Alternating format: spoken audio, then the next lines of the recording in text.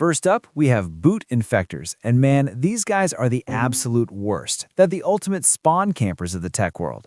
See, most viruses wait for your Windows or Mac to load, but the boot sector virus? Oh no, it targets the master boot record. It executes before your OS even wakes up. Seriously, by the time your antivirus software is even starting its morning coffee, the virus is already the boss of the entire machine. Back in the day, these spread via floppy disks. Imagine getting hacked by a literal piece of plastic. How wild is that? But today, it's all malicious downloads and infected USBs. It can encrypt your boot sector, leaving you with a literal brick that won't even show you a BIOS screen. Next on the list, email viruses. This is the virus that doesn't just want you, it wants your entire contact list. It's greedy, honestly. It hides in PDFs or Word docs, looking all innocent, but once you click open, boom, it hijacks your address book and sends a copy of itself to everyone you know. It'll pretend to be a package update or some urgent invoice. It's social engineering at its finest. Basically the digital version of that one friend who gets into a pyramid scheme and just won't stop tagging you in it. It spreads exponentially. Seriously, if you click an attachment from Uncle Dave titled secretcakerecipe.exe, well, you kind of deserve the system format coming your way. Moving right along to Tier 3, the Trojan Horse, named after the Greeks who, let's be honest, were the original masters of hiding in the DMs. Now, unlike a true virus, a Trojan doesn't actually self-replicate. It doesn't even need to. It just tricks you into doing all the hard work. It looks like a free Minecraft skin, a cracked version of Photoshop, or some helpful PC optimizer. But once you let it in, oh, it's over. It creates a backdoor. Suddenly, some stranger is watching your webcam, logging your passwords, and using your precious GPU to mine crypto. It's the ultimate catfish of the tech world. Then we have worms. Ugh. If a virus is a parasite that needs a host file, a worm is a standalone main character. It doesn't need you to click a single thing. It just crawls across the network, sniffing out security holes in your OS. Seriously, one infected laptop at a Starbucks can theoretically infect an entire company's infrastructure by lunchtime. They consume massive amounts of bandwidth, slowing your internet down to a crawl. I'm talking 1990s dial-up speeds.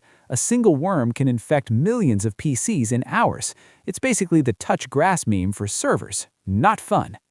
Tier 5 is the Polymorphic virus, and let me tell you, these are the final bosses for your antivirus software. See, traditional security looks for a specific signature, like a digital fingerprint, but a polymorphic virus, it uses a mutation engine to change its own code every single time it replicates. Its function stays the same, but its appearance changes. It's like a criminal who gets a full face transplant after every single robbery. To catch these, your antivirus has to actually use heuristics. Basically, it has to judge the virus by its behavior rather than its looks. I mean, if it walks like a virus and quacks like a virus, yeah, it's getting quarantined. Next is the multipartite virus.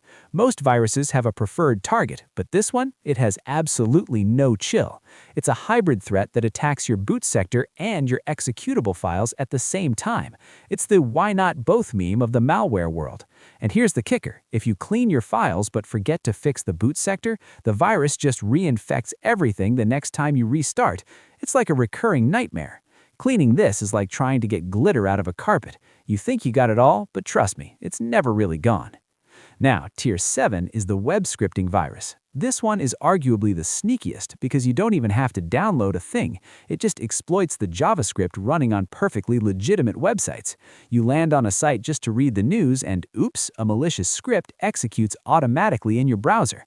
It can steal your cookies, hijack your login session, or redirect you to some shady phishing site that looks exactly like your bank.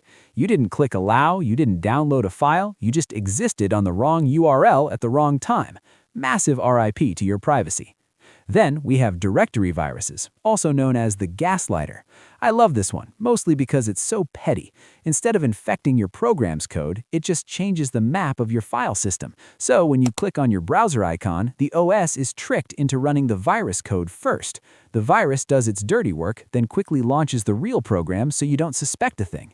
Your files look totally untouched, but the paths have been hijacked. It's like someone swapping the labels on your salt and sugar jars. You don't realize there's a problem until your morning coffee tastes like the ocean. Next is the direct action virus. This is your classic hit-and-run specialist. It only wakes up when you execute a specific file. It performs its malicious task, usually infecting every other file in that same folder, and then it just unloads itself from the memory. It's not here for a long time, it's here for a bad time. Its only goal is replication. It's the digital equivalent of a person who enters a room, sneezes on everyone, and then immediately leaves. Honestly. Next, we're at the end. Overwrite viruses are the pure villains. They don't just infect a file, they delete the original data and replace it with themselves. If you don't have a backup, that data is gone, period. Then you have memory-resident viruses. These guys are like that one house guest who refuses to leave. They move into your RAM and stay there until you cut the power. They see every file you open. They even hide from scans by showing the antivirus a fake, clean version of the file. Talk about high-level deception. And lastly, macroviruses. These hide in your Word or Excel docs. Because we share documents way more than we share software, these spread through offices like wildfire. So yeah, be careful while you click. Keep your software updated, don't trust Uncle Dave's secret recipes, and maybe, just maybe, don't click on every free V-Bucks link you see. Like, subscribe, and stay safe out there. Peace.